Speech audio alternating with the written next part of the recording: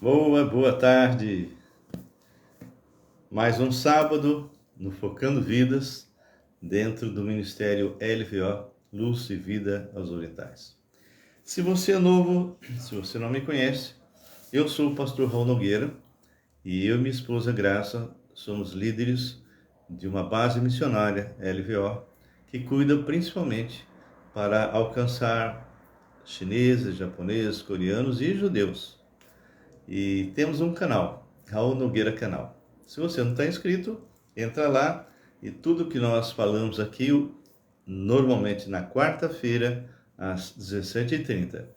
E no sábado, 18h30, nós colocamos também lá nesse canal, tá bem? E entra lá, se inscreve e se você puder compartilhar, se você gostou, faça isso, porque essa é a mensagem de Deus. Não uma mensagem de homens. Eu não quero realmente que alguém um dia fale, o pastor Raul disse, não. A palavra do Senhor disse. Bem? Então, hoje nós vamos dar continuidade ao estudo que nós estamos fazendo em Êxodo. Nós estamos numa parte onde nós estamos fazendo um apanhado, porque é simplesmente aquele momento que o Senhor está falando para Moisés com respeito à série de coisas que eles têm que fazer na construção do tabernáculo. Nós paramos no capítulo 23 e hoje nós vamos estar iniciando o 24. Não vamos ler todinho, versículo a versículo, como normalmente fazemos, porque aqui são passagens que vocês podem estudar. Fala mais sobre o que foi construído, como foi construído, o que se gastou, etc, etc, tá? Mas, mesmo assim, dentro disso, eu sempre, quando eu leio sozinho, eu sempre leio versículo a versículo, porque sempre o Senhor me chama a atenção para alguma coisa. Mas nós vamos estar colocando aqueles pontos que são importantes, tá bem? E deixo com vocês a leitura desses capítulos, versículo a versículo, para você realmente ter uma ideia correta de tudo que significa tabernáculo, ok? Sacerdotes, etc. Vamos orar? Meu Pai, meu Deus, louvamos o Teu nome, Te engrandecemos, nos alegramos muito, Senhor, porque ainda no Brasil temos liberdade para poder falar do Senhor. E agora, Pai, nós estaremos ministrando essa palavra para algumas pessoas que vão estar conosco, que o Senhor esteja tocando vidas. Nós te suplicamos, Pai, que essa mensagem possa realmente ser relevante para cada pessoa que vai estar participando. Nós pedimos bênçãos sobre essas vidas, cura essas pessoas que eventualmente estão com depressão, com qualquer problema físico, espiritual, psicológico, que o Senhor trate dessas pessoas e que elas possam se recompor. Eu te peço isso em nome de Jesus. Amém e amém. Ok. Muito bem. Capítulo 24, ele fala sobre a aliança, né? A aliança que o Senhor estabeleceu lá com Abraão, lá atrás, e vem tratando, renovando essa aliança. E aqui nós vamos ver algumas coisas. Não se esqueça que aqui, nesse ponto, de Êxodo, Moisés está em conversa com Deus, Deus está dando a ele todos os detalhes para compor o tabernáculo e já falou dos 10 mandamentos, agora ele está estabelecendo várias leis e nós já estudamos que tudo isso que foi dado especificamente para Israel, não para nós, não para outras nações, mostrava claramente, e Paulo deixa isso bem claro lá em Romanos capítulo 1, versículo 2 e 3, né? Capítulo 1, capítulo 2, capítulo 3, é inquestionável. O homem não tem condições de cumprir a lei. Por isso é que Deus entrou na história, por isso que Deus se fez homem. Bem, aqui começa dizendo assim: disse também Deus a Moisés: sobe ao Senhor, tu, Arão e Nadab e Abiú, 70 dos anciões de Israel, e adorai de longe. Só Moisés se chegará ao Senhor, os outros não se chegarão, nem o povo subirá com ele. Veio, pois, Moisés, referiu ao povo todas as palavras do Senhor e todos os estatutos. Então todo o povo respondeu a uma voz e disse: tudo o que falou o Senhor faremos. Nós já comentamos, porque isso já foi falado anteriormente, e eles vão repetir. É uma hipocrisia muito grande. Tudo que o Senhor falar, faremos. Mentira! Moisés sobe no monte, fica 40 dias, eles começam a achar que Moisés tinha morrido. Poxa, eles tinham visto tanta manifestação de Deus, tanta manifestação de Deus. E, no entanto, o que acaba acontecendo é que Moisés ouve essa frase mais de uma vez e eles não aguentaram 40 dias. E como vocês vão ver, eles construíram um bezerro de ouro e começaram a adorá-lo e as pessoas achavam que realmente o nosso Deus tinha esquecido deles. Eles tinham acabado de passar por várias experiências. Atravessaram o Mar Vermelho, o Senhor mandou maná, né? Pão, cordonizes, água. Quantas experiências eles tiveram, mas o coração desse povo era muito duro, muito endurecido. E nós entendemos então que Deus, sabendo disso, vai junto com a lei entregar o quê? O sangue. Se não tivesse o sangue, não ficava um vivo. Então, aqui é feito umas instruções até onde eles podiam caminhar. E aqui fala, no versículo 4, Moisés escreveu todas as palavras do Senhor, e tendo se levantado pela manhã, de madrugada, erigiu um altar ao pé do monte e 12 colunas, cada uma simbolizando realmente as 12 tribos, e enviou alguns jovens dos filhos de Israel, os quais ofereceram ao Senhor holocaustos e sacrifícios pacíficos de novilhos. Moisés tomou metade do sangue e o pôs em bacias, a outra metade aspergiu sobre o altar. Tomou o livro da aliança e o leu ao povo. E eles disseram, de novo, tudo o que falou o Senhor, faremos e obedeceremos. Queridos, é mais fácil falar do que obedecer, não é? E nós vamos ver isso. Esse povo é um povo de coração muito duro, mas mesmo no meio de um povo de coração duro, rebelde, contradizente, um povo que fez várias coisas erradas, adorou deuses falsos, chegaram alguns momentos aí sacrificando criança, não é? Mesmo assim, muitos deles se converteram ao Senhor. Então, aqui no versículo 7, depois ele fala novamente, não é? E tomou o livro da aliança, leu ao povo e eles disseram, tudo o que falou o Senhor faremos e obedeceremos. Então, tomou Moisés aquele sangue e o aspergiu sobre o povo e disse, eis aqui o sangue da aliança que o Senhor fez convosco a respeito de todas estas palavras. Ou seja, emocionalmente, o homem pode até dizer que vai obedecer, mas ele não consegue. Nós hoje realmente estamos numa posição privilegiada, porque a igreja é diferente do povo antigo. Hoje, olá Malvina, tudo bem, minha querida?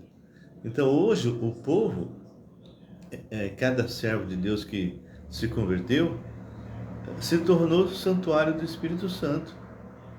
E olha, isso é coisa maravilhosa.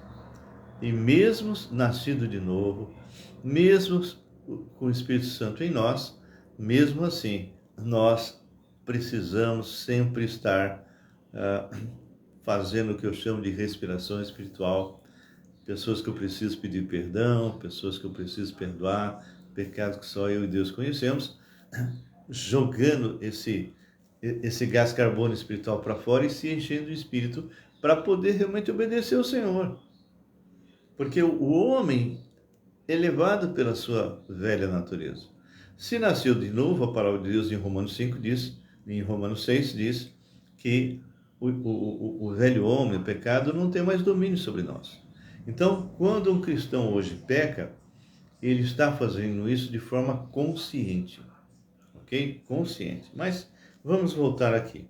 Então, aqui fala, basicamente, eles falam 3 vezes que eles obedeceriam o Senhor. Versículo 9 diz, aqui fala sobre a glória de Deus que vai ser revelada, não é? Aliás, Moisés foi o que mais perto chegou da glória do Senhor, e isso teve assim um resultado surpreendente. Ele desceu do monte com o seu rosto glorificado, mas nós voltaremos a falar sobre isso mais à frente. E subiram Moisés e Arão e Nadab e Abiú e 70 dos anciões de Israel. Então, o povo ficou lá embaixo, subiu esse pessoal até um certo limite. E viram o Deus de Israel. Então, todas as vezes, eu já falei isso muitas e muitas vezes. Todas as vezes que qualquer pessoa vê Deus de forma visível, sempre é a segunda pessoa da Trindade, o Logos, o Filho de Deus, que ele se esvazia, ele não permite que a sua glória se manifeste, e aí então ele se manifesta para aqueles que ele quer, que é o que nós chamamos de cristofania, ok?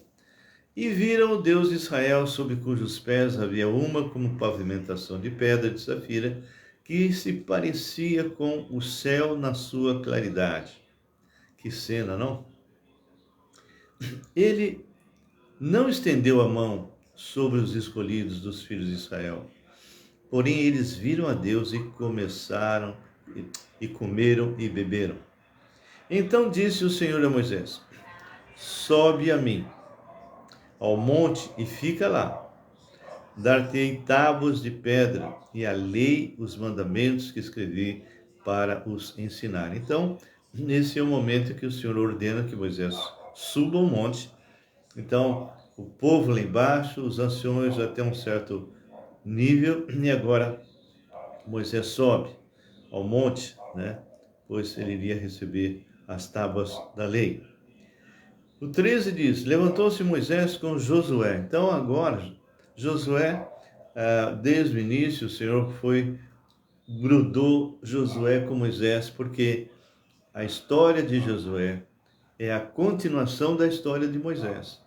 Moisés o discipulou, ele acompanhou, ele tinha um outro estilo, ele tinha uma outra maneira de pensar, de agir, mas ele foi treinado especificamente por Moisés, porque ele, Josué, levaria o povo de Israel até Canaã. Então, o Senhor está permitindo que esse homem, e foi um dos 12, né? Voltou só Caleb e ele, que viram a terra e correram de medo, né? Então, só 2, que foi exatamente Josué e Caleb, que disseram, não, essa terra é nossa, o Senhor nos deu, né? Ele teve realmente coragem, eles tiveram realmente fé que o Senhor havia dado, independente do que eles estavam vendo. Ah, gigantes terríveis, nós somos pequenos como gafanhotos, não é? Não, se o Senhor nos deu, é nossa terra. E depois nós vamos ver lá para frente que entra Josué e Caleb e mais os outros, porque todos aqueles que participaram desse momento errado morreram, né? O Senhor fez com que eles andassem até morrer o último. Aí entraram os filhos e mais Josué e Caleb. Bem, mas essa é outra história mais para frente. Bom, então aqui fala que Moisés, Arão, Nadab, Abiú foi até um certo ponto com um grupo, né? E agora a gente está vendo que Josué começa a caminhar com ele. O versículo 13 diz: levantou-se Moisés com Josué, seu servidor, e subindo Moisés ao monte de Deus, disse aos anciões: esperai-nos aqui, até que voltemos, e a vós outros. Eis que Arão e Hur ficaram convosco. Quem tiver alguma questão, se chegará a eles. Ou seja, olha, eu estou deixando com vocês aí Arão e Hur. Alguns teólogos dizem que Hur seria o marido de Mídian, a irmã de Moisés, né? Então, o Hur está ali acompanhando, ele vai aparecer outras vezes, né? Até na luta de Josué, vai exatamente Arão e Hur vão estar segurando as mãos de Moisés, né? Bem, então, versículo 14 fala: eis que Arão e Hur ficam convosco. Quem tiver alguma questão, se chegará a eles. Tendo Moisés subido, uma nuvem cobriu o monte, e a glória do Senhor pousou sobre o monte Sinai, e a nuvem o cobriu por 6 dias. Ao 7º dia, do meio da nuvem, chamou Moisés. O aspecto da glória do Senhor era como um fogo consumidor no cimo do monte, aos olhos dos filhos de Israel. Então, todo o povo estava lá embaixo e olhando. Ô, Sônia, tudo bem, filha? Ó, colocamos aí o seu pedido aí. E se alguém estiver me ouvindo agora, né, a Sônia é cuidadora, né? E ela está precisando aí usar essa área profissional dela. E se algum de vocês souberem de alguém que precise, por favor, fale com a Sônia. Bem, então aqui fala assim: tendo Moisés subido, a nuvem cobriu o monte, e a glória do Senhor pousou sobre o monte Sinai. A nuvem cobriu por 6 dias. Ao 7º dia, no meio da nuvem, chamou Moisés. O aspecto da glória do Senhor era como um fogo consumidor no cimo do monte, aos olhos dos filhos de Israel. Então eu fico imaginando o pessoal lá embaixo vendo no cume algo assim terrível, não é? Fogo, trovões, coisas assim. Diz a palavra que eles tremiam, né? Tanto é que eles pediram para que Deus falasse só com Moisés, né? E Moisés, entrando pelo meio da nuvem, subiu ao monte e lá permaneceu 40 dias e 40 noites. Bem, aqui começa então a situação. Ora, quando nós olhamos como o homem é, e ele é exatamente igual, não importa se isso aconteceu lá no ano 500, 600, 700, sei lá, antes de Cristo, depois de Cristo, o homem é exatamente igual. A natureza é igual. Então, a gente vai perceber algumas reações que nós temos vivido nos dias de hoje: idolatria, né? Perversão sexual, violência, quantas coisas que nós hoje estamos vivenciando. E, inclusive, se vocês estudarem lá em 2 Timóteo capítulo 3, derem uma boa lida, aquilo que está sendo falado ali não é para incrédulo. Quando fala dos últimos dias, né, seriam tempos difíceis e tal, ali está falando para a igreja. A igreja que aos poucos foi se afastando da palavra do Senhor e absorvendo doutrinas falsas. Então, muitas vezes a gente fala do povo de Israel que começou a assimilar vamos dizer assim, a cultura pagã e recebendo então uma série de coisas místicas. Nós estamos fazendo igual ou pior. Por que pior? Porque nós somos santuários do Espírito Santo e nós temos algo que eles não tinham. Nós temos a palavra de Deus na mão inteira. Não tem desculpa para mim, não tem desculpa para você, não tem desculpa para esses pastores mentirosos por esses falsos pastores. Não tem. Bem, de qualquer forma, Moisés agora ele vai realmente começar a receber instruções de Deus para a construção do tabernáculo, tá bom? Como eu disse, nós não vamos estar lendo tudo, versículo a versículo. Isso vocês podem fazer, porque simplesmente vai estar falando sobre materiais, como foi, etc. Um outro ponto nós vamos destacar. Então, o capítulo 25 diz: Disse o Senhor a Moisés: Fala aos filhos de Israel. Ok? Então,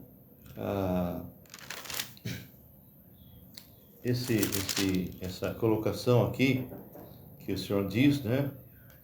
Fala aos filhos de Israel, que me tragam oferta de todo homem cujo coração o mover para isso, dele recebereis a minha oferta. Então, Deus vai mover, porque isso aqui vai acontecer no futuro, isso aqui ele só está dando uma instrução para Moisés.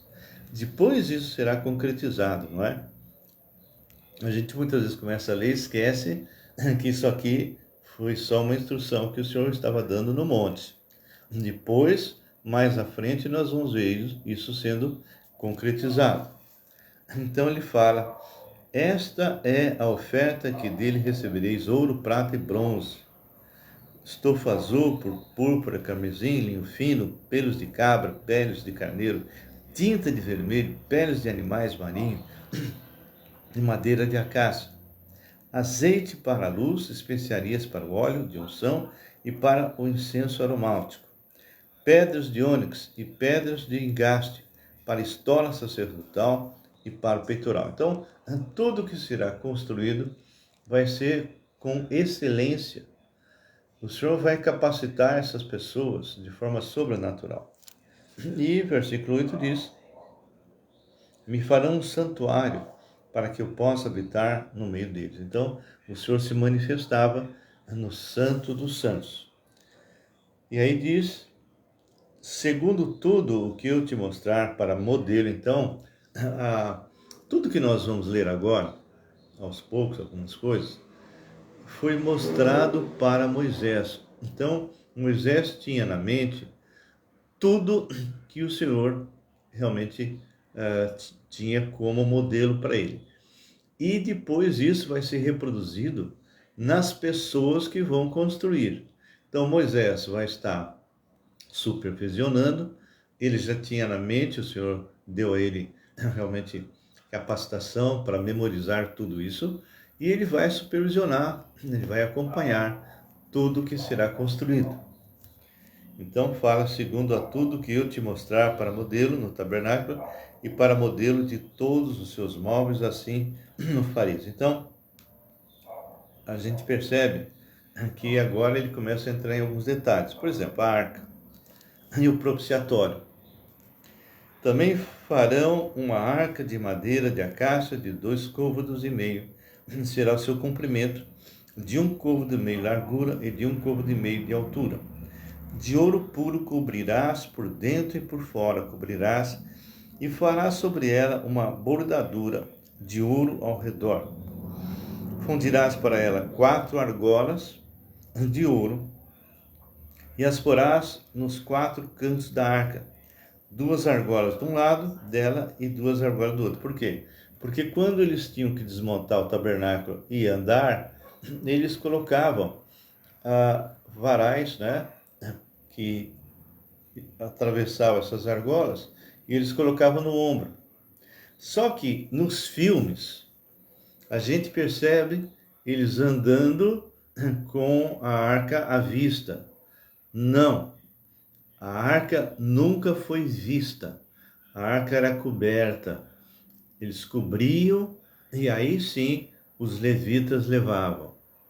Ok? Olá, Ângelo, poxa vida, meu irmão, pensei que você tinha sido arrebatado. Grande abraço. Então, eles carregavam a arca coberta. O único que via a arca descoberta era o sumo sacerdote, quando ela era colocada no Santo dos Santos. Então, ele começa a descrever como é que seria, né, todas as coisas. Então, até os varais, né, seriam colocados nessas argolas para poder carregar. Bem, depois, mais adiante, no versículo 20, fala dos querubins. Querubins dentro de uma hierarquia, se a gente pode dizer assim, querubim, depois serafim, arcanjo, anjo, né? Aparentemente tinha uma espécie de uma hierarquia. Esses querubins eles estavam realmente muito próximos do nosso Deus triuno. E Satanás era um querubim, antes dele realmente se corromper, quando ele achou, né, que ele era muito formoso, começou a colocar no coração que ele era Deus. E isso é falado, essa descrição a respeito de Satanás e dessa formosura, está exatamente em Ezequiel, quando o Senhor começa a falar sobre a destruição de Tiro. Era algo assim muito específico. Eu queria que vocês abrissem lá. Um dia eu vou tratar disso mais especificamente, mas o querubim era um anjo, né? Um ser, não um anjo, um ser criado, e era inteligente, perfeito, etc. E ele achou que ele era o próprio, né? E Tiro, o rei de Tiro, ele caminhava e agia movido exatamente pelo caráter do diabo. Então, quando você começa a estudar Ezequiel 28, você vai perceber que Ezequiel está falando como profeta e condenando Tiro, porque ele falou uma frase, né? Eu sou Deus, sobre a cadeira de Deus me assento no coração dos mares. Então, o pessoal dessa cidade de Tiro, eles eram marinheiros, eles eram comerciantes, né, famosos, né? E esse que Deus está condenando aqui, havia colocado no coração, e ele fala isso várias vezes, eu sou Deus, né? E o Senhor falou, você é Deus coisa nenhuma, né? Mas a gente percebe que aquilo que ele está falando para Ezequiel, para Tiro, de repente transcende, ultrapassa a pessoa de Tiro e começa a se falar então sobre outra pessoa a partir do versículo 11, que diz assim: veio a mim a palavra do Senhor dizendo: filho do homem, levanta lamentações contra o rei de Tiro. Então, por enquanto, a gente está percebendo que está falando diretamente para o rei de Tiro. E diz-lhe, agora o que ele vai falar é impossível que seja, graça, minha esposa amada, é impossível que ele esteja falando com o rei de Tiro. Veja bem, versículo 12. Filho do homem, levanta lamentações contra o rei de Tiro e diz-lhe: assim diz o Senhor Deus, tu és o sinete da perfeição. Foi aqui que começou o problema, né? Cheio de sabedoria e formosura. Estavas no Éden, até onde eu sei, o rei de Tiro nunca conheceu o Éden, né? Estavas no Éden, jardim de Deus, de todas as pedras preciosas te cobrias, o sárdio, o topázio, o diamante, o berilo, ônix, o jaspe, a safira, o carbúnculo, a esmeralda de ouro, se te fizeram, de ouro se te fizeram os engastes e os ornamentos. No dia em que foste criado, foram eles preparados. Então Deus havia contemplado esse querubim de uma maneira muito especial, né? Tu eras querubim da guarda. Uau! Tu eras querubim da guarda, ungido, e te estabeleci, e permanecias no monte santo de Deus, no brilho das pedras andavas. Perfeito eras no teu caminho, desde o dia em que foste criado, até que se achou iniquidade em ti. Na multiplicação do teu comércio se encheu o teu interior de violência e pecaste, pelo que te lançarei profanado fora do monte de Deus e te farei perecer, ó querubim da guarda, em meio ao brilho das pedras. Elevou-se o teu coração por causa da tua formosura. Foi isso aqui, foi o grande problema desse rei de Tiro, que era o que ele fazia como caráter, mas por trás dele estava o diabo, Satanás, que é a personificação da maldade. Então, o versículo 17 é muito forte. Elevou-se o teu coração por causa da tua formosura. Corrompeste a tua sabedoria por causa do teu resplendor. Lancei-te por terra diante dos reis e te pus para que te contemplem. Pela multidão das tuas iniquidades, pela injustiça do teu comércio. Profanaste os teus santuários. Eu, pois, fiz sair do meio de ti um fogo e te consumiu e te reduzi a cinza sobre a terra, aos olhos de todos os que te contemplam. Todos os que te conhecem entre os povos estão espantados de ti. Vens a ser objeto de espanto e jamais subsistirá. Então, essa parte de condenação que está aqui, que eu acabei de ler, vai se cumprir lá quando o Senhor Jesus volta, assim que terminou a grande tribulação, o Senhor Jesus volta, vai lançar esse diabo no abismo, aí vai entrar o milênio. No final do milênio, Satanás, que vai tentar fazer uma rebelião contra o Senhor, aqui no milênio, e vai vir fogo do céu e vai lançar ele lá no lago de fogo, onde 1000 anos antes foi lançado o anticristo e o falso profeta. Mas isso é outra história que já está, eu tenho lives gravadas lá no Raul Nogueira canal. Bem, aqui eu só dei uma pinceladinha com respeito ao querubim. Você pode também examinar Isaías 14:10 em diante, você vai ver outras coisas que foram faladas a respeito do diabo. Bem, voltando aqui para aquilo que nós estamos falando, quando chega, então, o versículo 20, eu falei disso exatamente por causa dos querubins, né?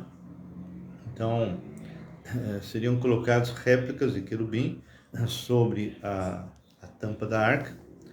Então, aqui no versículo 20 diz: os querubins estenderão as suas asas por cima, cobrindo com elas o propiciatório, e estarão eles de face voltadas uma para a outra, olhando para o propiciatório. Porás o propiciatório em cima da arca, e dentro dela porás o testemunho que eu te darei. Então, na tampa da arca era exatamente o propiciatório. E aí fala: ali verei a ti, e de cima do propiciatório, no meio dos dois querubins que estão sobre a arca do testemunho, falarei contigo acerca de tudo que eu te ordenei para os filhos de Israel.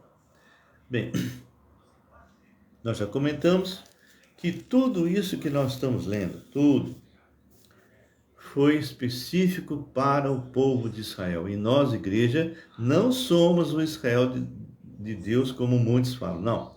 Israel é Israel, continua sendo Israel, e nós somos igreja, que essa igreja é composta de pessoas que saem lá do povo de Israel e também das nações. Bem, o que eu quero falar é que esse propiciatório era o desvio da ira de Deus, quando entrava o sumo sacerdote uma vez por ano e jogava sangue sobre essa tampa, sobre esse propiciatório. Então, Deus desviava a ira dele de sobre o povo de Israel. A nossa propiciação hoje, o nosso propiciatório hoje chama-se Jesus. Só que diferente daquela época em que aquele sangue que era lançado sobre o propiciatório apenas cobria os pecados de Israel, por isso que eles tinham que ficar fazendo, morria o sumo sacerdote, entrava outro, enfim.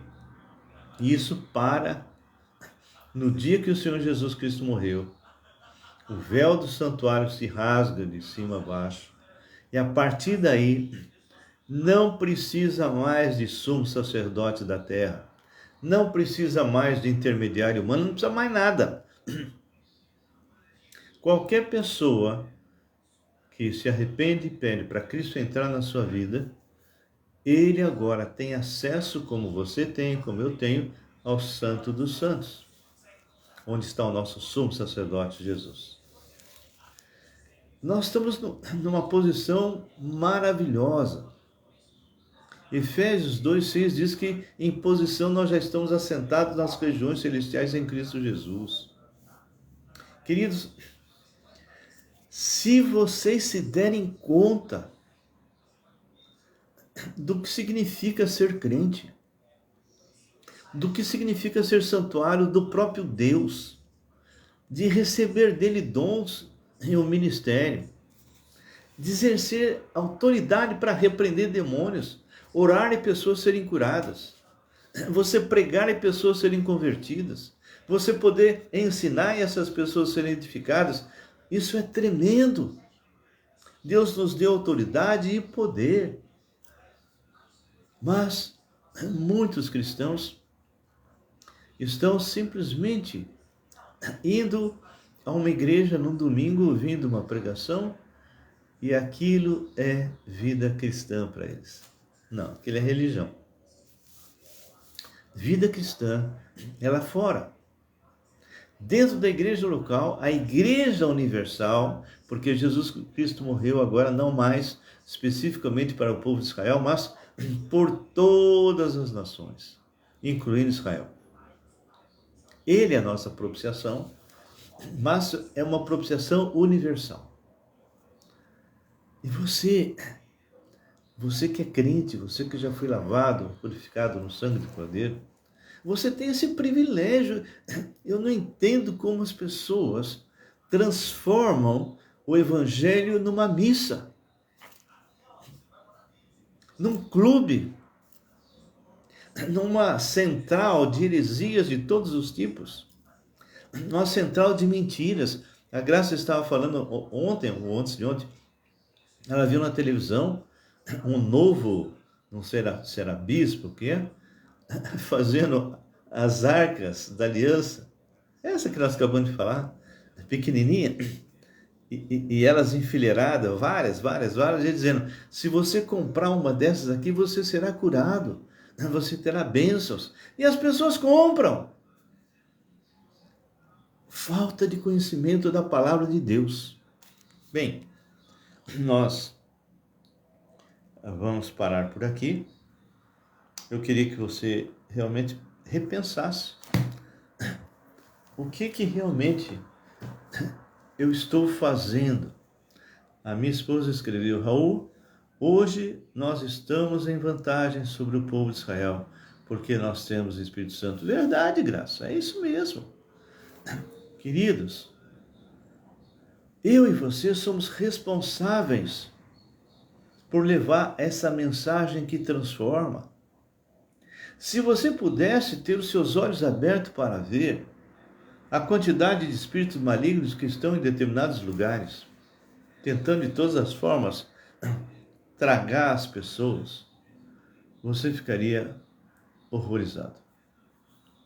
Então, o meu incentivo é esse.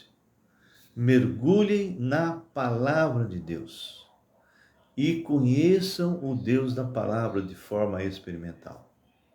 Quanto mais você conhecer a palavra de Deus, mais você vai ter uma experiência pessoal com Deus vivo. E o Senhor vai começar a enviar para você pessoas. Eu sei que a Sônia, que está aqui, ela é alguém que tem ministério e gosta. Então, eu já falei para ela algumas vezes, vai e faça. Pegue pessoas para caminhar com você e faça. Não espere outros. Toma iniciativa. Ninguém pode te proibir de pregar a palavra. Ninguém pode proibir de você edificar vidas. Se o Senhor colocou isso no teu coração, faça. Faça. Então, eu vou encerrar. Se você tiver algum comentário, então que você possa fazer agora, antes que a gente encerre, e que Deus possa abençoar a vida de cada um de vocês. Tudo isso que nós falamos, se alguém chegou atrasado, vai estar inteirinho lá no nosso canal, Raul Nogueira Canal. Amém? Alguém teria algum comentário? O Ângelo, sei lá, quem tiver por aí, se quiser, pode comentar agora. Malvina, a própria Sônia, sei lá. Alguém gostaria de falar alguma coisa? Senão eu vou encerrar. Algum pedido de oração, fora o que a Sônia pediu para orar pelas finanças dela?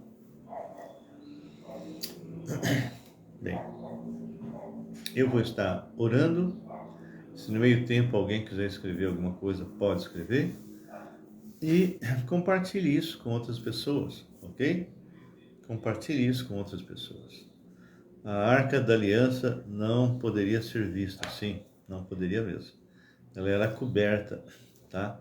Se você pegar desenhos, né, filmes, etc., até teatro, vocês vão ver que o pessoal está carregando a aliança, a arca, descoberta, mas isso é falta de conhecimento bíblico, tá? Ela era coberta, ninguém podia ver, tá bom? Bem, vamos lá. Pai amado, nós louvamos o teu nome, agradecemos pelo privilégio que temos de compartilhar tua santa palavra. Visita-nos, Senhor. Traga um avivamento genuíno. Eu peço especificamente pelas finanças da Sônia, Senhor. Também te peço pelo Marcos, meu filho, que ele possa ter clientes, como gestor de tráfego, ele possa realmente ter muitas pessoas, muitas empresas, Senhor. Que o Senhor abra as portas para ele. Seja também com meu filho Rodrigo, com a Luciana, minha filha, que ela tenha melhorado da saúde. Ela teve um problema ontem, que o Senhor possa estar restaurando ela. Seja com todos os que estão presentes, seus familiares, manifesta neles a tua vontade, o teu poder, que eu e minha esposa Graça possamos estar te servindo em espírito e verdade. Livra-nos, ó Deus, de fazer aquilo que eu quero, mas que seja feito o que tu queres. Usa-nos. Entrego esses irmãos, suas famílias, nas tuas mãos, Senhor. Em nome de Jesus. Amém e amém. Queridos, que Deus os abençoe. Foi um privilégio estar com vocês. E qualquer coisa me liga, né? Entra lá no meu WhatsApp, me liga, faça perguntas se tiver alguma, tá bom? E que Deus os abençoe.